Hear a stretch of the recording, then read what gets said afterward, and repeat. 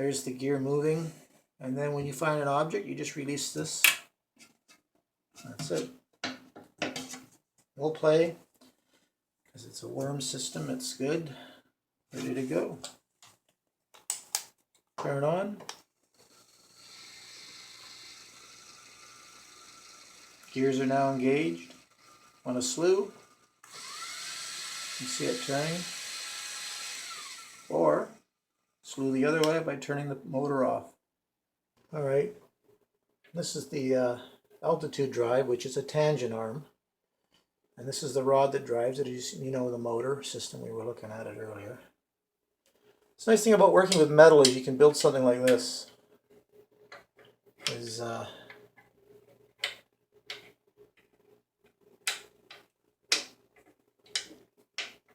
Tighten 2 set screws and the whole drive's installed accurately, which is really nice. I take them off because sometimes I don't use them because they're fragile. You know, I want to get under the seat of my RV and sometimes I don't have the drives on. But yeah, it's a very simple system. I mentioned this device. This was a little bit of an effort to build. It's a half nut. This just goes onto here, just like that. That goes into there. There's the whole assembly now. And the arm goes into here, the tangent arm. And then, you know, you run out of ready rod and you just simply move it along and let it go again, and you're ready to track some more.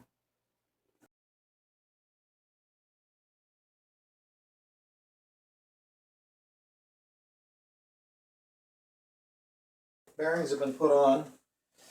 And now we're just going to put the scope into its slots. You just got to be a little bit careful, you know.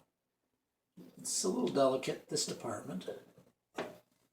There it is, riding in its slots.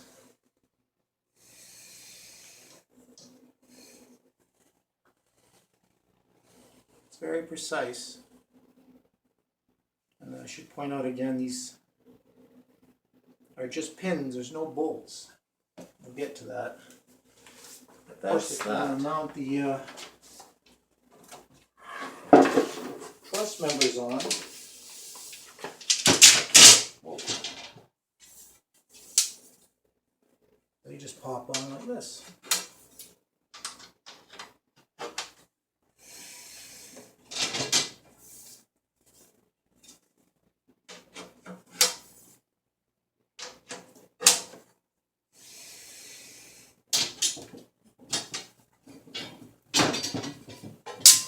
Held together by a spring, just a piece of metal that's springy, with some dowling shoved in the ends to guarantee that it doesn't fall apart, and then it can flex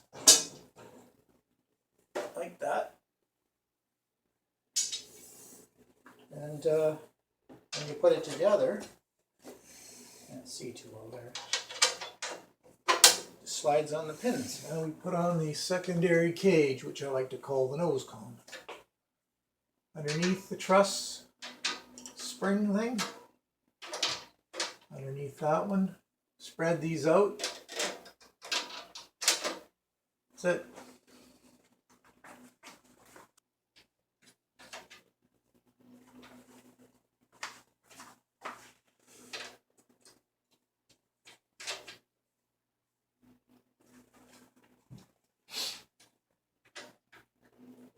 It's really exciting watching someone tighten knobs, but the cool thing is when you tighten the knobs on this scope, see right now these square tubings, they're turned this way slightly.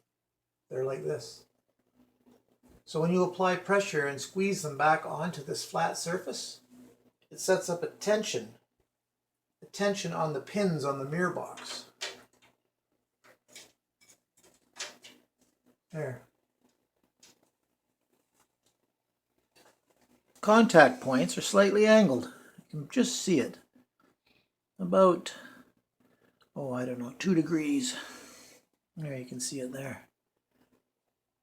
Which puts a twist on everything. Then when you try to straighten it out, it's trying to go like this. It's trying to go back this way. So the pins lock. And that's it. Now the counterweight has a quick release flex bar on it. It just bends this metal here. So you put in one side, which is a V-shaped metal, into the framework of the mirror box. Press the lever and let go. Now let's take a look at the altitude. I have this pin, as you've seen before, with the half nut on it.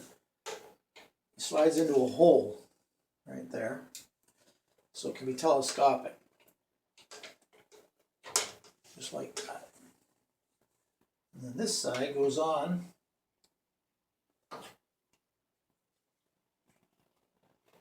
But that's basically it. That sits there, you tighten this, and then you got engage and disengage. You see it moving here. Now this looks a little oversized and everything. It's a little, because what you really wanted to do, if you were going to redo everything, not redo everything, but I mean when it was being fabricated, was to make this outer bearing here have the teeth, the same as the big gear down below. Teeth all along here, and have a motor built underneath. Wasn't thinking about it at the time, so I built a tangent arm. And it was for a big bearing that looked like a Pac-Man. They called it the Pac-Man bearings. They were a giant bearing when I first built the scope. And this was attached to it. So I thought, no rebuilding of the whole thing, just make an addition, and that's what I did.